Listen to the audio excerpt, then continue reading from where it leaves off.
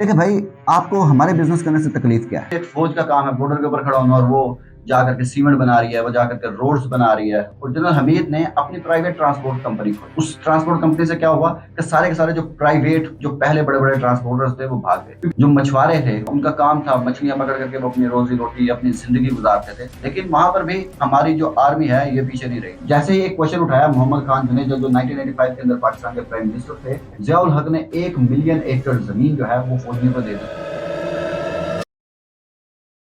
अस्सलाम वालेकुम दोस्तों, आज इस इन्वेस्टिगेशन रूम के अंदर एक ऐसी पर्सनैलिटी को बुलाया है जिसका नाम लेते हुए बड़े बड़े पॉलिटिशियंस डरते हैं, क्योंकि उनको ब्लैक वीगो डाले का खतरा होता है। तो हमने आज बुलाया है पाकिस्तान के एक मिलिट्री ऑफिसर को, और उससे हम इतने सख्त सवाल पूछेंगे कि वो एडमिट करने पर मजबूर हो जाएंगे कि उनकी पॉलिटिक्स के अंदर इन्वॉल्वमेंट और उनकी बिजनेस के अंदर इन्वॉल्वमेंट कितना ज्यादा नुकसान पहुंचा रही है पाकिस्तान को। और इस वीडियो के अंदर जो भी क्वेश्चन उठाए जाएंगे वो सिर्फ हवा में नहीं होंगे, उसके पीछे डेप्थ रिसर्च की गई है, बुक्स, आर्टिकल्स, वेबसाइट्स पढ़ी गई हैं। उसके बाद हमने बहुत सारे डीप क्वेश्चन निकाले हैं, उसको सिंप्लीफाई किया है और इंगेजिंग तरीके से हम पूरी कहानी को आप लोगों के सामने समझाएंगे। लेकिन ये सिर्फ पार्ट 1 है, पार्ट 2 इससे भी धमाकेदार होने वाला है। तो चलिए शुरू करते हैं आज की इन्वेस्टिगेशन।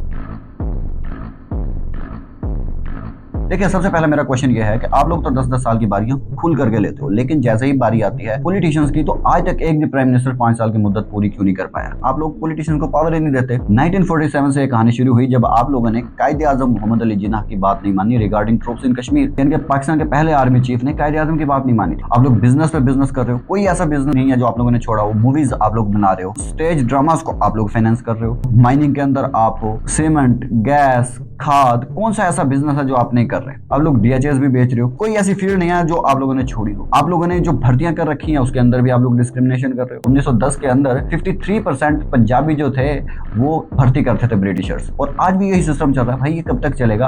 आप लोग अंग्रेजों को छोड़ क्यों नहीं देते? जो इलीट सिस्टम उन्होंने शुरू किया, फौजियों को प्लॉट्स देने शुरू किए, वही आप लोग कर रहे हो। आप लोगों ने पाकिस्तान के पूरे सिस्टम के ऊपर कंट्रोल हासिल कर रखा है। आप लोग जो भी बिजनेस करते हो, बिलियंस ऑफ डॉलर्स के बिजनेस करते हो, उसका जो प्रॉफिट है चंद फौजियों के बीच में ही खत्म हो जाता है, और तो किसी को कुछ मिलता नहीं है। ना सिविलियन को फायदा है, ना आम फौजियों को फायदा है, ना किसी और को फायदा है। सिर्फ चंद लोग अमीर पे अमीर हुए जा रहे हैं। तो इसका जवाब दे सकते हैं आप?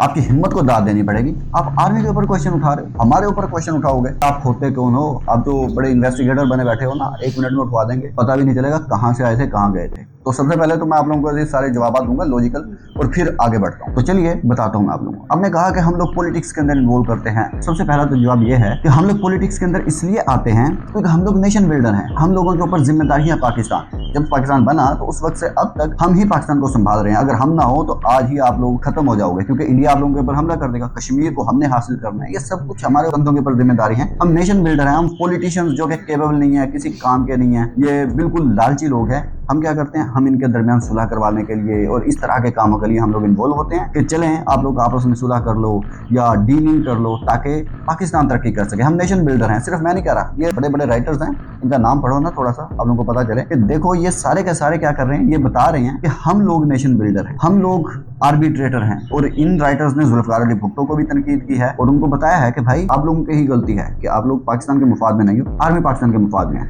अब आते हैं बिजनेस के ऊपर। देखिए भाई, आपको हमारे बिजनेस करने से तकलीफ क्या है? ये जो यूके, यूएसए, इजराइल, ये जो आर्मीज हैं, ये बिजनेस नहीं करती, इनकी आप लोगों को कोई तकलीफ नहीं है। तकलीफ होगी आप लोगों को हमारे बिजनेस की, पाकिस्तान के बिजनेस की। ये जो हम लोग बिजनेस करते हैं उसका फायदा इंडिया को थोड़ी होता है, अमेरिका को थोड़ी होता है, और पाकिस्तान के फौजियों को फायदा होता है। आप लोगों को क्या टेंशन है? आप लोगों को क्या तकलीफ है? आप लोगों को तो खुश होना चाहिए कि हम लोग इतने अच्छे डिसिप्लिन तरीके से काम करते हैं। हम लोग किसी भी बिजनेस के अंदर फेल नहीं होते। आप लोग देखिए एनएलसी, इसके अंदर हम डायरेक्ट प्रॉफिट मेकिंग तो करते हैं, लेकिन देख भाई कितना प्रॉफिट किया है। एशिया की सबसे बड़ी ट्रांसपोर्ट कंपनी है, और हम लोगों ने प्रूव किया है कि हम लोग बेस्ट हैं। ये Fauji foundation, army welfare trust, Shaheen foundation, Dahlia foundation, इन सब के अंदर हम लोग बिजनेस कर रहे हैं। कई कई बिजनेस कर रहे हैं, हर एक बिजनेस के अंदर हम इन्वॉल्व हैं। हम मानते हैं इसका प्रॉफिट पाकिस्तान के सोल्जर्स को होता है, आपके मुल्क के लोगों को होता है। भाई साहब, जो आप लोग बड़े इन्वेस्टिगेटर बने बैठे हो, बिलियंस ऑफ डॉलर्स जो अर्निंग हो रही है, जो हम 100+ बिजनेस वेंचर्स के अंदर हम इन्वॉल्व हैं, किसके लिए? भाई पाकिस्तान के लिए। समझ में आया? अगर हिम्मत है तो इस चीज का जवाब दो कि बिजनेस से इन लोगों को बहुत तकलीफ होती है।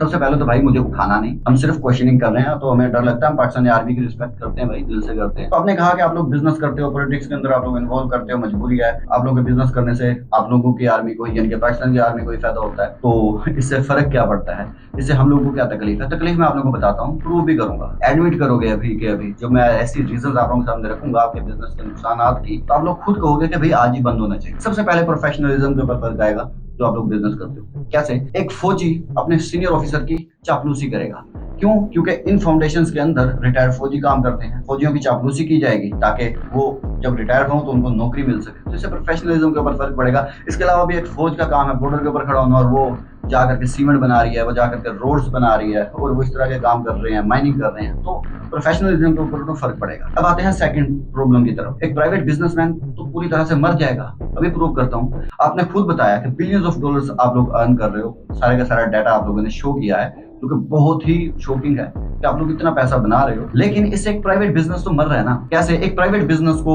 चलाने के लिए उसे लैंड खरीदना पड़ेगा, उसे लेबर खरीदनी पड़ेगी, उसे महंगी बिजली मिलेगी, उसे कोई सहूलियात नहीं मिलेंगी, और उसे गैस भी महंगी मिलेगी। कंस्ट्रक्शन के लिए उसे पैसा लगेगा। आप लोगों को लैंड फ्री है, पाकिस्तान का 12% लैंड आप लोगों के पास है। आप लोगों को गैस बिजली सब्सिडीज के साथ मिलती है, ऑलमोस्ट फ्री है। आप लोगों को हर चीज के अंदर रियायत मिलेगी। आप 100+ बिजनेस वेंचर्स के अंदर इन्वॉल्व कर रहे हो, तो एक प्राइवेट बिजनेसमैन तो भाई नहीं टिक पाएगा आप लोगों के सामने। इससे अगला नुकसान यह है कि पाकिस्तानी आर्मी एक बहुत बड़ा ब्रांड है। जैसे आप लोग निशान यूज करोगे, फौजी फर्टिलाइजर, फौज का नाम आ गया साथ में, बहरिया टाउन, आप लोग इस निशान का यूज कर रहे हो आर्मी का। ये केस भी पढ़ो आप, एक इस केस के अंदर क्लियरली उसने कहा है कि ये जो आप लोग सिंबल यूज कर रहे हो, ब्रांड यूज कर रहे हो पाकिस्तान आर्मी का, जिसकी वजह से प्राइवेट सेक्टर को बहुत लॉस हो रहे हैं। अगर एक बड़ा ऑफिसर जो है वो रिटायर होगा, ठीक है, तो वो रिटायर होगा, रिटायर होने के बाद उसे प्राइवेट बिजनेस के अंदर जाना है, वो कुछ भी करेगा तो उसके अंदर उसको ज्यादा सहूलियात मिलेंगी, वो अपने कनेक्शंस यूज करेगा। जनरल हमीद तो याद है, और जनरल हमीद ने अपनी प्राइवेट ट्रांसपोर्ट कंपनी खोली। उस ट्रांसपोर्ट कंपनी से क्या हुआ कि सारे के सारे जो प्राइवेट जो पहले बड़े बड़े ट्रांसपोर्टर्स थे वो भाग गए, क्योंकि उनको वो सारी अपॉर्चुनिटीज नहीं मिली, वो रूट्स नहीं मिले जो आपको आते ही मिल गए, और आप लोगों को सहूलियात मिल गई। आप लोगों के पॉलिटिशियन के साथ कनेक्शन थे, आप लोगों के बड़े बड़े जनरल्स के साथ कनेक्शन थे, तो आप लोगों को सब कुछ मिल गया, जिसकी वजह से प्राइवेट सेक्टर तो दबता चला जा रहा है ना भाई। आपका बिजनेस सही है, कितना बड़ा लॉस हो रहा है आपके नजदीक, ये कोई लॉस नहीं है। इसके अलावा एक और एग्जांपल ले लीजिए, जहां जहां जर्नैलों की जमीनें हैं, तो लोगों ने शिकायत किया, जो आम किसान है वहां के, सारे के सारा जो पानी है जो वो जर्नैलों की जमीनों की तरफ ही उनका रुख कर दिया गया है। जो आम इर्द गिर्द जो लोग हैं उनको नजरअंदाज किया गया, जहां पर एक्चुअल पानी की नीड है उसको रोका गया, लेकिन जहां जहां जर्नैलों की जमीनें हैं भाई उनको तो नहीं छोड़ा गया, वहां पर शराब सबसे पहले किया। इसके अलावा कराची के अंदर ये केस पढ़ो आप पूरी तरह से। जो मछुआरे थे उनका काम था मछलियां पकड़ करके वो अपनी रोजी रोटी अपनी जिंदगी गुजारते थे, लेकिन वहां पर भी हमारी जो आर्मी है ये पीछे नहीं रही। हमारे जो सिक्योरिटी फोर्सेज है वहां पर भी पहुंच गई, और वहां पर जाकर के उन्होंने जो मछलियां हैं उनके ऊपर भी कब्जा कर दिया, और वह सारी सारी मछलियां बेच करके खाने पीने लगे। और आपके इन बिजनेस के ऊपर जब कोई क्वेश्चन उठाता है, जब कोई सवाल उठाता है, तो आप लोग उसको उठा करके बाहर फेंक देते हो। जैसे ही एक क्वेश्चन उठाया मोहम्मद खान जुनैद, जो 1985 के अंदर पाकिस्तान के प्राइम मिनिस्टर थे, और उनको बनाया किसने था? जनाब हमारे जनरल जियाउल हक ने, और उनके मर्जी के मुताबिक ही वो बने थे। लेकिन उन्होंने तो क्वेश्चन कर दिया, गलती कर दी। आप लोग जो लग्जरी गाड़ियां उनको यूज ना करो, क्योंकि हमारे इतनी अच्छी कंडीशन नहीं है। आप लोकली बनाई गई जो सुजुकी गाड़ियां हैं उनको यूज कर दो। और इसके अलावा उन्होंने कहा जो ओजरी कैंप डिजास्टर हुआ है इसके ऊपर एक इन्वेस्टिगेशन होनी चाहिए, तो उसकी वजह से क्या किया आपने? उसको ही निकाल दिया। कोई क्वेश्चन नहीं कर सकता। कोई अगर क्वेश्चन करेगा, मैं कर रहा हूं, तो आप लोग मुझे उठाने की बातें करोगे। जियाउल हक ने 1 मिलियन एकड़ जमीन जो है वो फौजियों को दे दी। भाई ये सारा कुछ क्या सिर्फ आर्मी को ही जाएगा? ये सारे के सारे बेनिफिट्स आर्मी को मिलेंगे, किसी और को कोई बेनिफिट नहीं मिलना, पाकिस्तानी पब्लिक को कोई बेनिफिट नहीं मिलना चाहिए? क्या आप चाहते हैं कि सिर्फ जर्नैल ही बहुत स्ट्रॉन्ग हो जाएं और पाकिस्तान के आम लोग हैं इस मुल्क के शहरी नहीं है? देखें जनता की लिस्ट भी देख लो, जिसके अंदर हम हेल्थ केयर के ऊपर कितना यूज कर रहे हैं, एजुकेशन के ऊपर कितना बजट का परसेंटेज यूज कर रहे हैं, और डिफेंस के ऊपर कितना यूज कर रहे हैं। भाई कि हम मेहनत करके, आम पब्लिक मेहनत करके, बहुत सारे टैक्सेस दे करके वो पैसे देते हैं ताकि आप लोग हमारी हिफाजत करें, लेकिन आप लोग जो बिजनेस करते हो उससे हमें कोई फायदा नहीं हो रहा। इससे सिर्फ आप लोगों को फायदा हो रहा है, चंद जर्नैलों को फायदा हो रहा है, ना नीचे वाले सिविलियन आम फौजियों को फायदा हो रहा है, ना आम पब्लिक को फायदा हो रहा है। तो पब्लिक का फायदा करो, हमें भी पाकिस्तानी समझो भाई। एक और बात कहता चलूं, आपके बिजनेस की वजह से प्राइवेट सेक्टर को कितना नुकसान होता है, दूसरे सेक्टर्स को कितना नुकसान होता है। ये एनएलसी जब बनी उसके बाद देखिए ये रेवेन्यू कितना कितना फर्क आया, और ये प्राइवेट सेक्टर का भी देखिए, पाकिस्तान रेलवे का भी देखिए, सारे शेयर गिर गए, सब कुछ आर्मी के पास। और आप लोग कहते हो कि सब कुछ किसकी वजह से होता है? डिसिप्लिन की वजह से होता है। भाई ये डिसिप्लिन की वजह से नहीं होता, ये सब कुछ होता है सिर्फ और सिर्फ एक वजह से, वो है आप लोगों को जो सहूलियात मिलती हैं, आप लोगों को जो पर्क्स और प्रिविलेजेस मिलते हैं, सब उसकी वजह से होता है। एक आम सिविलियन को भी इतनी सहूलियात मिलें, एक आम शहरी को भी इतनी सहूलियात मिलें, तो वो भी बड़ा बिजनेसमैन बन सकता है। तो इसका जवाब है आपके पास। जी तो दोस्तों, जिस तरह से इन्वेस्टिगेटर ने मेरी आंखें खोली हैं, अब मैं झूठ और बोल नहीं सकता, तो मैं अपने मुंह से बताऊंगा सब कुछ कि किस तरह से हमने हिस्टोरिकली पाकिस्तान के पॉलिटिकल सिस्टम को अपने कब्जे में किया। बीच की खबरें सारी की सारी बताऊंगा और ऐसा आप लोगों को नॉलेज मिलेगा जो आज पहले आप लोगों ने कभी नहीं सुना होगा।